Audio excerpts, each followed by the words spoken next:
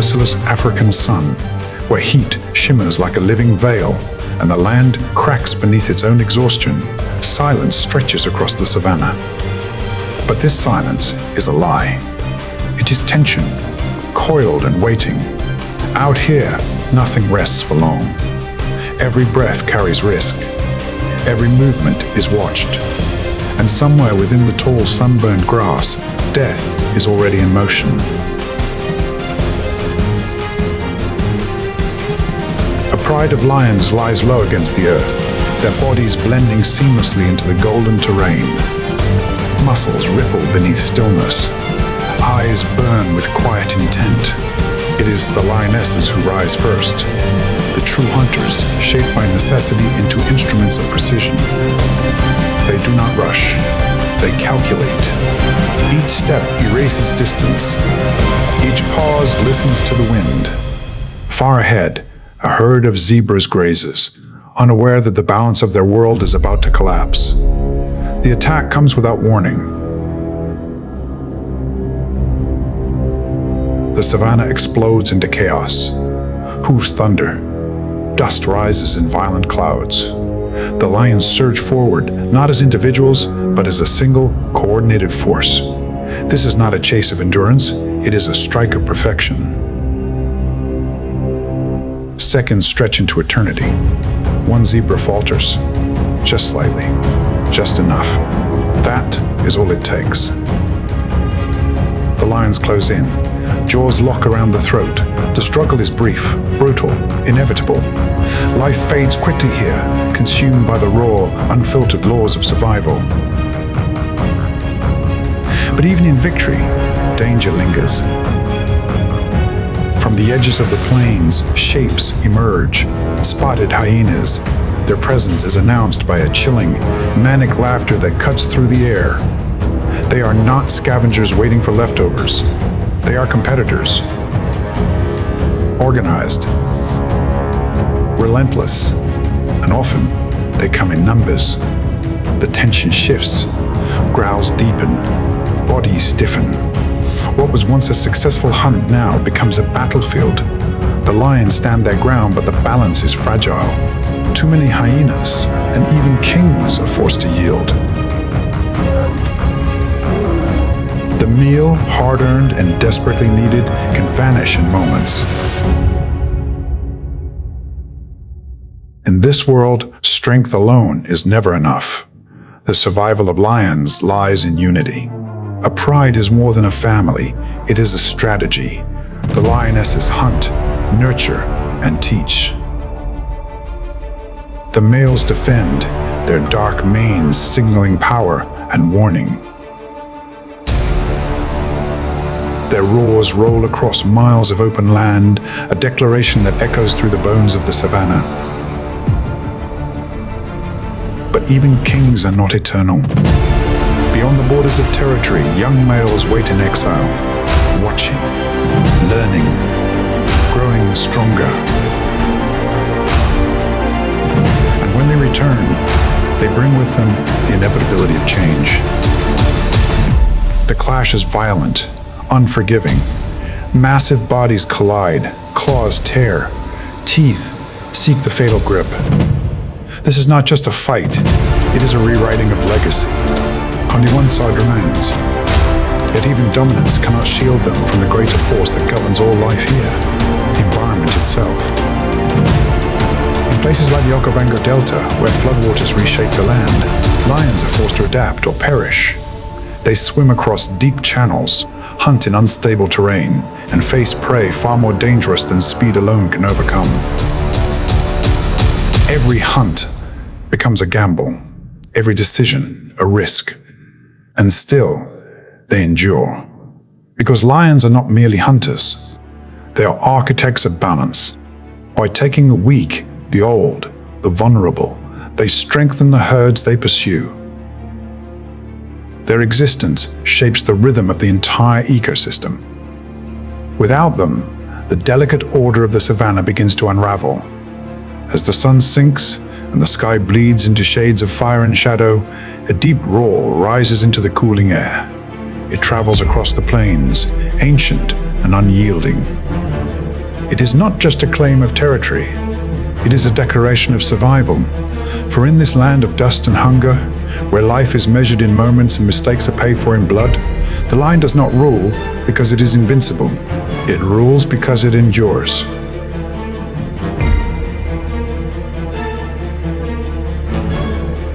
Unlike the dominant rulers of this land, the cheetah possesses neither overwhelming size nor crushing force. Instead, nature has sculpted it into a pure instrument of speed.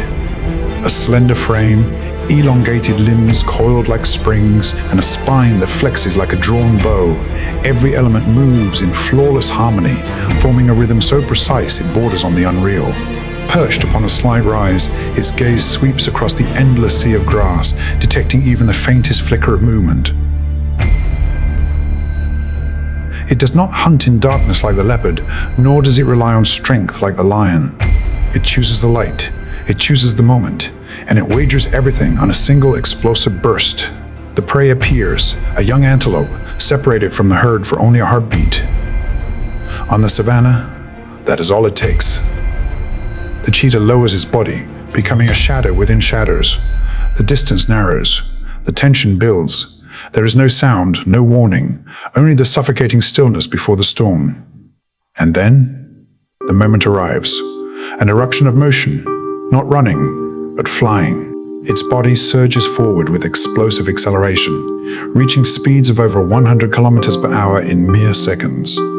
Each stride barely touches the ground before launching again, propelling it forward like a living arrow. Its long tail swings with precision, acting as a rudder through sharp, violent turns.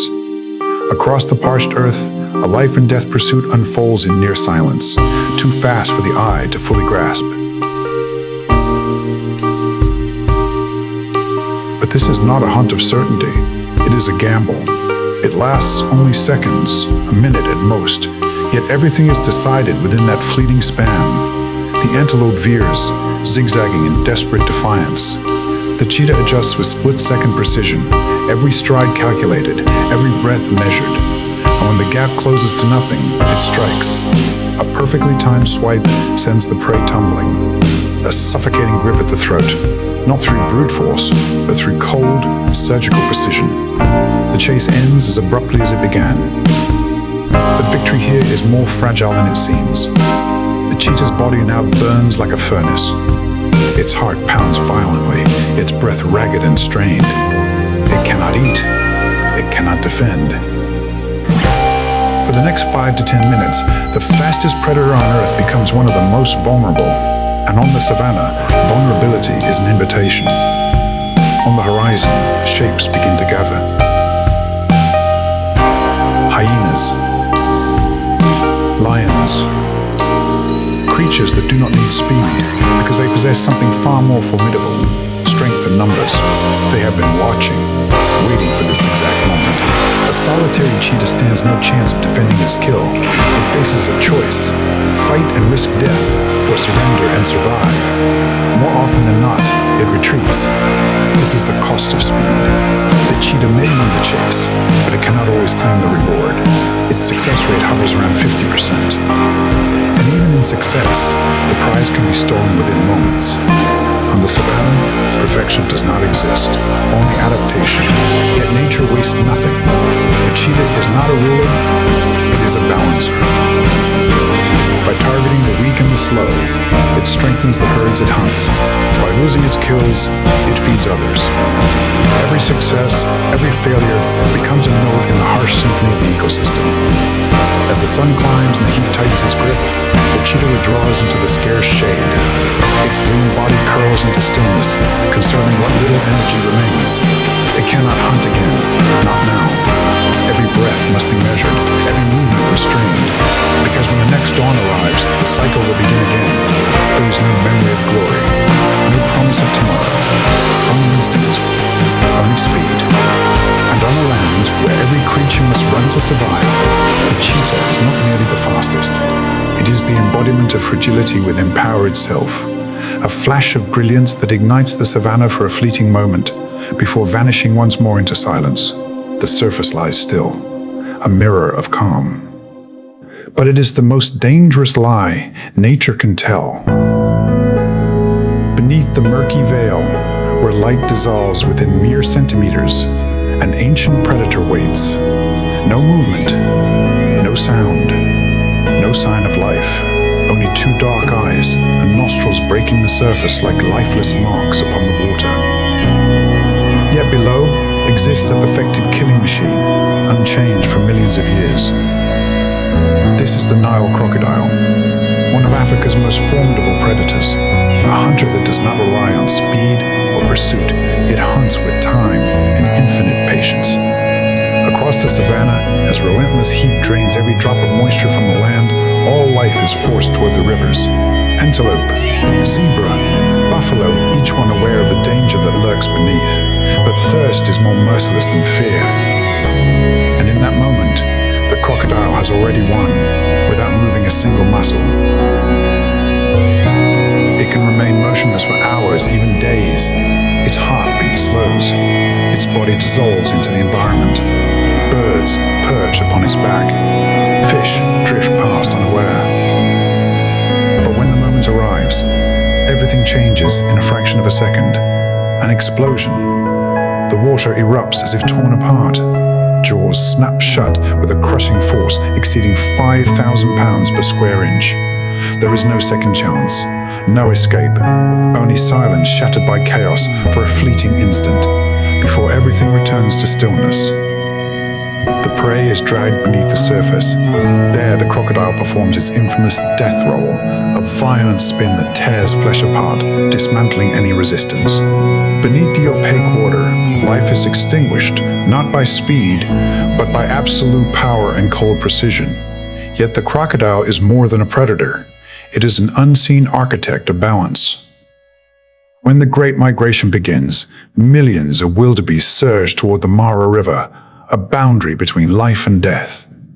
From above, it is a living current, a flood of flesh and bone. But beneath the surface, ancient shadows gather.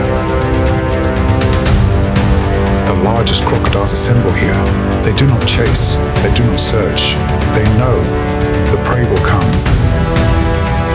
Hooves thunder. Panic spreads. One wildebeest leaps into the river, then hundreds follow.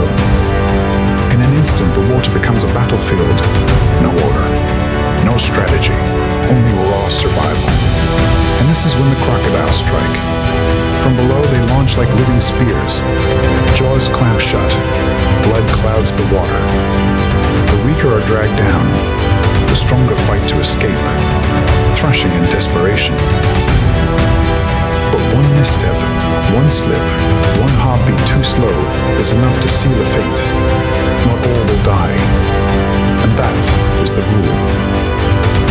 The crocodile does not need to kill everything, only enough. On the riverbanks, the survivors tremble, lungs heaving, eyes haunted by the death they have just escaped.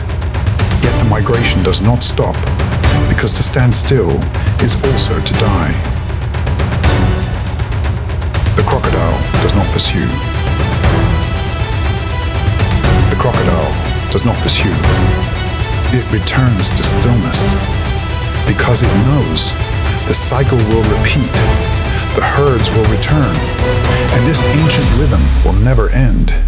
In distant wetlands, when the dry season tightens its grip and water vanishes from the land, the crocodile assumes another role.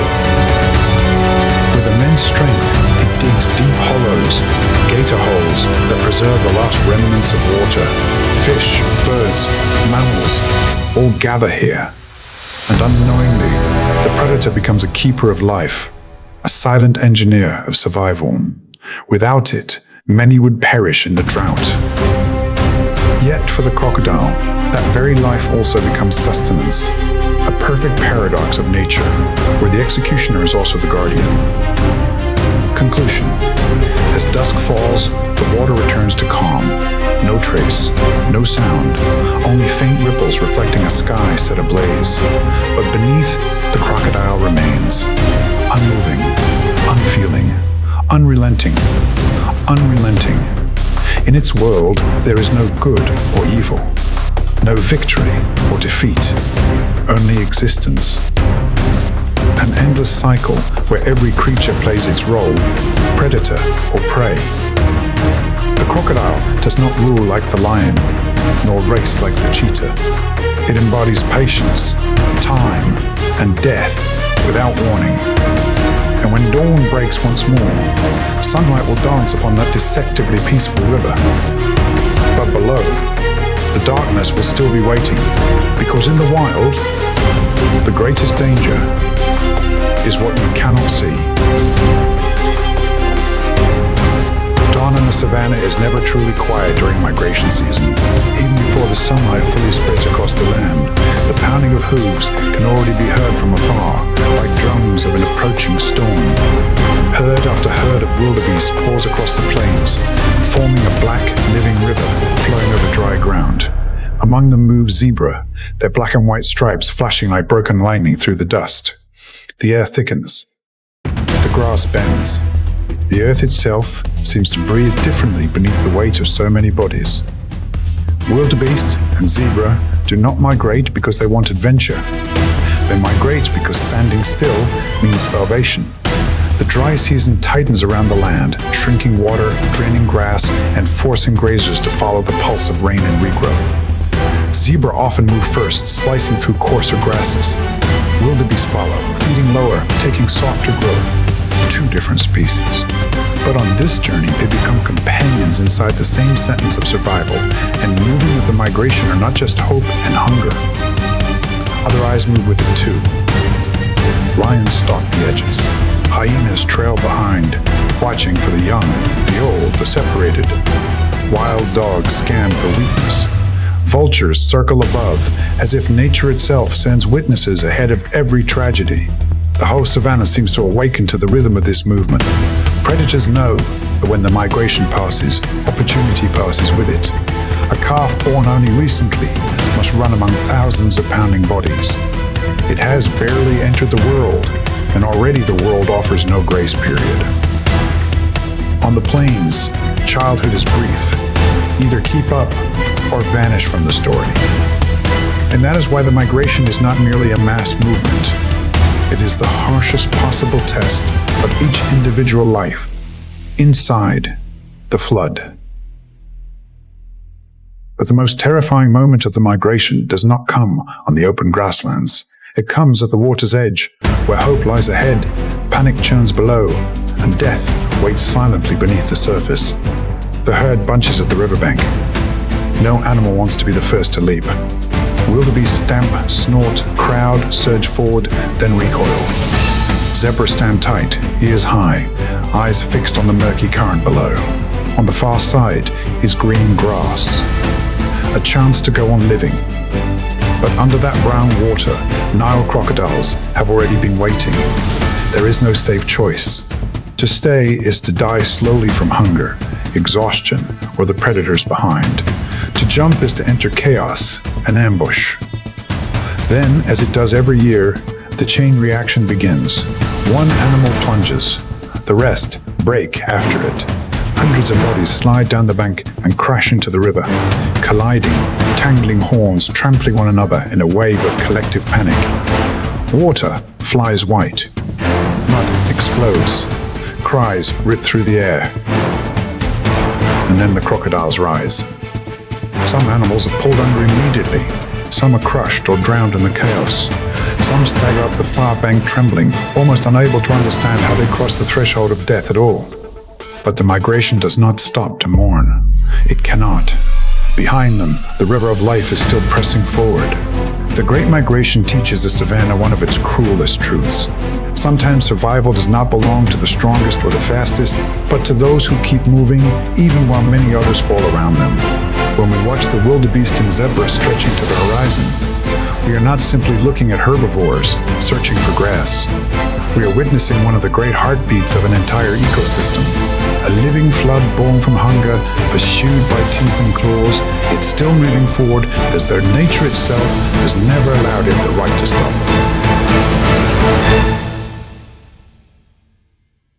Not every snake in the rainforest kills with venom. There is another kind of death here, slower, quieter, and almost impossible for the victim to understand until its own breathing begins to betray it. That is the boa constrictor, a muscular shadow gliding through the forest, proving that a predator does not need poison to close a life down completely. Evening folds over the rainforest in thick, velvety darkness. On a low branch, a long body patterned in brown and gray lies so still it resembles nothing more than a crooked extension of bark. Unless you look carefully, you may not notice it at all. But it is there. Abois.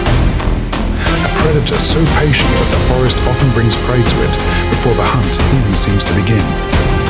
Its forked tongue samples the air. A rodent moves through the undergrowth. A bird settles too low for the night. A small mammal passes beneath a tangle of roots. For the boa, the rainforest is never still. It is a map made of vibrations, scent, and heat. Every motion in the dark becomes information. Every careless movement can become a fatal invitation. The boa does not possess the shocking colors of a poisoned dart frog or the brilliance of a macaw, but hidden inside that quiet appearance is its real power. Layer upon layer of muscle, held in reserve. It is a different form of authority altogether, compressed, hidden, waiting. But what makes the boa truly frightening is not the first strike. It is what comes after. Every tightening coil turns breathing itself into a privilege the prey can no longer afford. The prey enters the fatal space. The strike is faster than expected. Curved teeth snag a body in motion. Then the coils follow instantly, winding tight in a practiced sequence of pressure. No chaos, no display, only control. Each time the prey exhales, the coils tighten further. Each struggle only hastens the end. The boa is the embodiment of a deeply ancient method of predation, efficient, silent, and sparing with energy until the exact moment violence becomes necessary. Within the rainforest, it plays a crucial role in keeping smaller animal populations in check, sustaining a balance most creatures will never notice until it is gone. And when the night deepens and the boa once again becomes an unmoving length of shadow on a branch, the rainforest reminds us why it has always inspired both awe and unease. Here, beauty and danger often occupy the same space. And sometimes, the quietest thing in the forest is also the one most capable of ending a life without a sound. Before the sun even touches the horizon, the land is already alive with color. Not the gold of the savannah, nor the green of fertile plains, but an endless sea of pink stretching across a hostile, unforgiving world. At first glance, it feels like beauty. But here, beauty is never separate from danger. It is born from it. These are the alkaline lakes of Africa. Waters so caustic, so saturated with salt and chemicals that most life cannot endure them. The surface lies still, almost lifeless, as if the world itself has abandoned this place. No fish break the silence. No vegetation softens the edges. And yet, beneath that hostile skin, life explodes in microscopic form. Spirulina algae, thriving where nothing else can. And from that invisible foundation, the flamingos rise. Their bodies are not fragile accidents of nature, but precise instruments of survival. Each curved beak, bent in an almost unnatural shape, is a filtration system perfected over millions of years. With their heads inverted beneath the surface, they draw in the toxic water, pushing it through fine, comb-like structures that capture the smallest traces of life. Every motion is deliberate. Every feeding stroke is a quiet victory against a world designed to reject them. But survival here is never uncontested. High above, shadows begin to circle. Eagles scan the surface with cold precision, waiting for weakness, for hesitation. Along the edges of the lake, predators linger. Hyenas, wild dogs drawn not by abundance, but by opportunity. They do not need to challenge the flock. They only need one mistake. And in a world like this, a single mistake is everything. The tension builds without warning. A young flamingo falters, its movements just slightly out of rhythm with the rest. For a brief moment, it is alone. And that is all it takes. A shadow dives. The air fractures. But before the strike can land, the lake erupts. Millions of wings explode into motion at once, a thunderous storm of feathers and sound.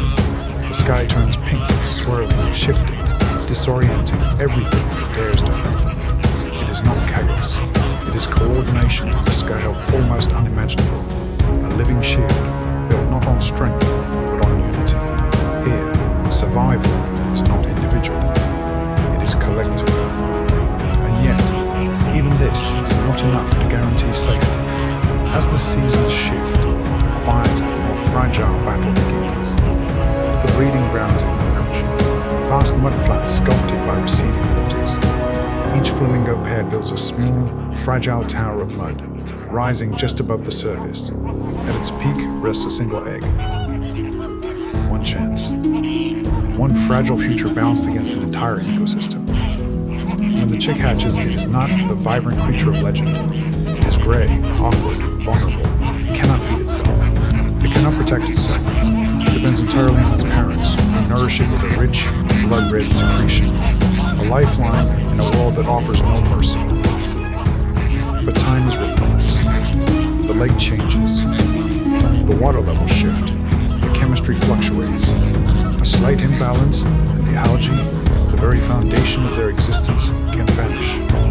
Without it, the pink fades. And without the pink, the system collapses.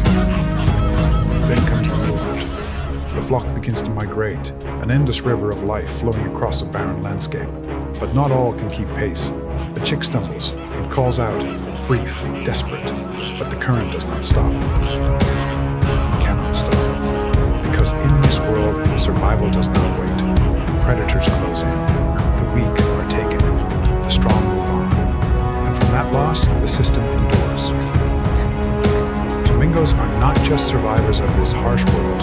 They are architects within it. By feeding on algae, they regulate microscopic life, preventing ecological imbalance. Their presence shapes the very environment that sustains them. Every step they take, every ripple they create, contributes to a fragile but powerful equilibrium. As the sun rises fully, the lake ignites in blinding pink. Thousands, millions, standing in silent defiance against heat, against toxicity, against the constant threat of death. In a land ruled by teeth and claws, flamingos survive by mastering something far more powerful. Adaptation. Because in the end, the wild does not favor the strongest. It favors those who can endure what others cannot.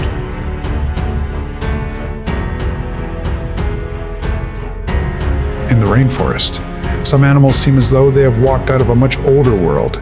Not fast, not majestic, not dazzling, just quiet, low to the ground and wrapped in armor that makes them look like fragments of prehistory still moving through the dark. This is the armadillo. The silent digger of the night. A creature that reminds us that sometimes survival means staying close to the ground and simply refusing to disappear. As the forest darkens, an armadillo leaves its burrow. Moonlight filters through the leaves and touches the overlapping plates along its back. Unlike more celebrated rainforest animals, the armadillo seems made to vanish into the earth. A long snout, short, strong legs, sharp, digging claws. It was not built for speed or spectacle. It was built to tear through leaf litter, dig through damp soil, and uncover insects, larvae, and hidden prey buried in the forest floor. Every movement the armadillo makes becomes part of the rainforest's hidden rhythm. It digs, turns, and disturbs the soil, leaving behind small holes and loosened earth, tiny changes that can reshape the micro-world beneath the leaves. Some animals dominate ecosystems by force. Others keep them alive through quiet labor that almost no one notices. Its armor does not make it invincible, but it gives the armadillo one precious advantage in a world of teeth and claws. Against many predators, toughness, digging speed, and the ability to wedge itself into the earth can be the difference between death and another sunrise. It does not need to become the strongest animal in the forest. It only needs to remain inconvenient enough to eat. But what makes the armadillo memorable is not just its ancient armor. It is the fact that in a forest full of famous predators, it survives through a strategy so humble it almost feels invisible. Dig deeper, stay lower. Endure longer. A sudden sound breaks from a nearby thicket. The armadillo freezes. There is no dramatic confrontation, no roar, no warning. It changes direction and drives its claws into the soil. Dirt sprays backward. In seconds, half its body is already disappearing underground. This is survival without grandeur, but not without brilliance. The armadillo does not need the rainforest to fear it, the way it fears a jaguar. It simply needs would-be predators to realize that this particular meal is more trouble than it is worth. And in nature, that is often enough. As night carries on, and the armadillo continues to forage beneath damp leaves, it resembles a prehistoric worker moving patiently through the machinery of the forest. No one celebrates it like an eagle or a big cat. But without creatures like the armadillo, the soil itself would lose one of its quietest and most important rhythms.